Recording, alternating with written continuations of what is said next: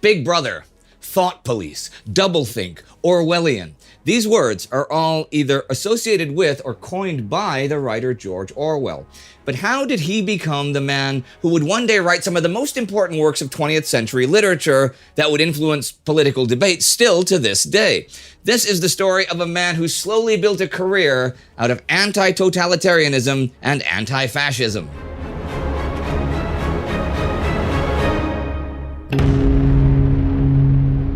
Welcome to another World War II in real-time biography special, where I take a closer look at the major or interesting figures of the war. I'm Andy Nidell. George Orwell is born Eric Arthur Blair on June 25, 1903 in Motihari in the eastern state of Bihar, British India. Although he hails from a prestigious upper-middle-class family, it is one that has run out of money, and his father works as a minor official in the Indian civil service. Young Eric, while still very young, returns to England with his mother, where he attends an austere boarding school in Sussex. He does not much like his old-fashioned education. Still, it does inspire in him a particular skill, a knack for writing. This helps him get a scholarship to the prestigious Wellington College, and then to the even more prestigious Eton College. He publishes his first essays and poems while still a schoolboy, and dreams of becoming a writer. He also develops a strong sense of English patriotism and a romantic affection for the mighty British Empire. At the age of 19, his parents send him to British Burma to join the Imperial Police. Blair serves there in a whole variety of postings throughout the colony.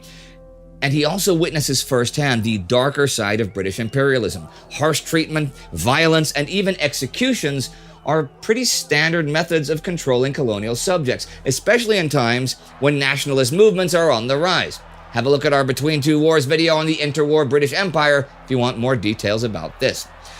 He will later regret his posting in Burma, and his works Burmese Days, A Hanging, and Shooting an Elephant all have strongly anti-imperialist messages. So, during leave in England in 1927, Blair decides not to return to the Imperial Police and instead will pursue his dreams of being a writer. But this is somewhat tricky when he has little income with which to support himself.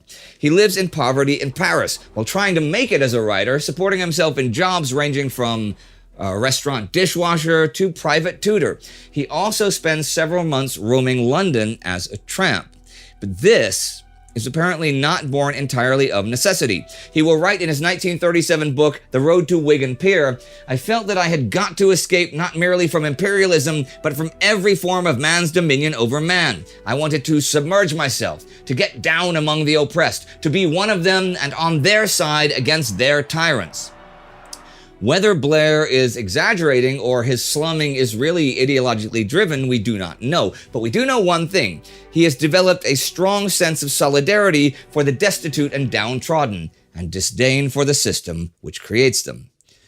Politics aside, come 1933, Blair can officially call himself a professional writer. He is ready to publish his first book, Down and Out in Paris and London, based on his experiences in those cities. He doesn't want his family to find out how he actually lived, though, so he thinks up a pseudonym. It's only meant to be a professional pen name, but it sticks. Eric Blair will slowly become George Orwell. Down and Out in Paris and London is a minor success, and Orwell publishes 3 novels over the next 3 years. All have modest releases, and they fail to propel Orwell to fame, but they are important in shaping his politics.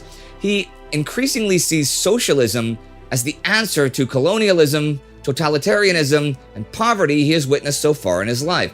This will crystallize even more in 1936 when the Spanish Civil War begins.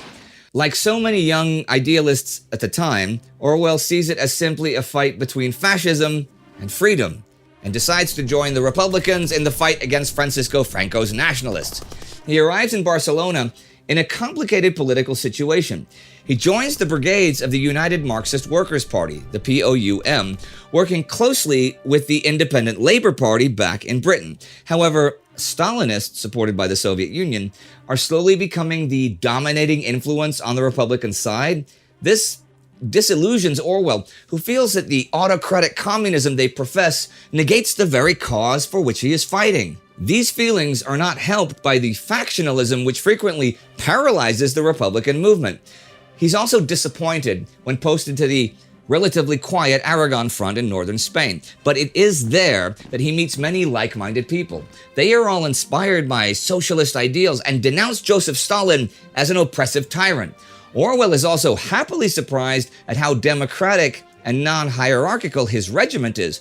Orders are given, but only for a reason, not just to test blind obedience. It is in Aragon that Orwell truly comes around to the cause of democratic socialism.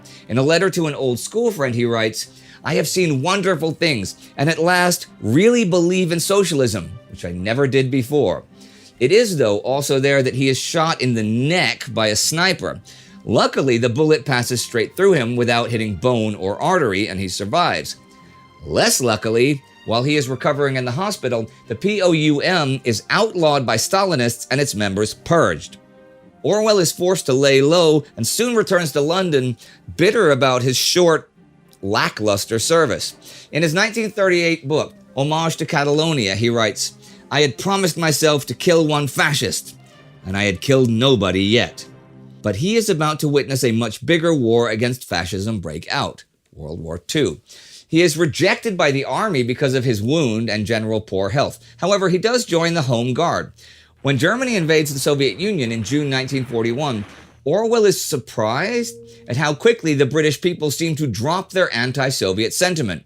One could not have a better example of the moral and emotional shallowness of our time than the fact that we are now all more or less pro-Stalin.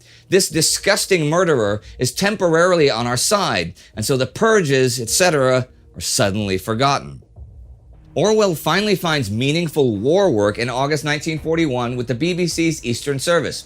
He is responsible for cultural broadcasting in British India to counter Nazi propaganda in the region. He resigns from this position in 1943 after he realizes that few Indians actually listen to the broadcasts. Well, this is one reason why. Orwell also wants to devote more time to a new novel.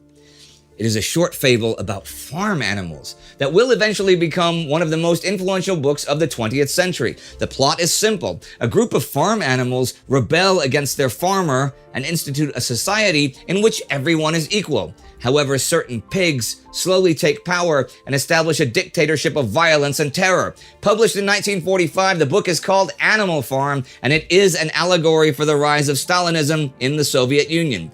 It is a huge success, and 4 years later, Orwell will release another novel named 1984 that will only gather more praise. These two novels propel him to stardom and cement his position as one of the most important writers of his century. Though he dies in 1950 at the age of just 46 after several years of fighting tuberculosis, his legacy will live on, influencing political debate on totalitarianism, democracy, and anti-fascism in all the years to come. If you'd like to learn more about the Spanish Civil War, what it was all about, the various factions, and how it began, you can check out our first Between Two Wars episode about that right here. Before I tell you about subscribing and see you next time, I got something else to say. Now, many of you know that a guy named Johnny writes into every single one of our World War II episodes and all of our Time Goes History episodes and rates the various ties that I wear in these episodes between 1 and 5. And he offers criticism and compliments about how the tie matches the suit or the subject matter. We did thank him as a member of the Time Ghost Army in one of our episodes. But it was in an episode of the Time Ghost series on the Indonesian War of Independence, and it was the only one in which I'm not wearing a tie. You'd think we would have actually caught that, but we didn't catch that. But you know, we're starting to auction off our ties at Indy's Tie Barn soon, but Yanni definitely deserves at least one tie for all of his support and all of his tie-related weirdness on all of our channels. So, what I'm thinking, Johnny, is that this tie is for you, right? We're giving this tie to you because this is just awesome. And you are too, all right? And for everyone else out there, do not forget to subscribe to never miss our content and read our comments to never miss any of Johnny's commentary on my ties. And our content on this channel now comes out 3 times a week, so you get plenty of Thai weirdness, all right? See you next time.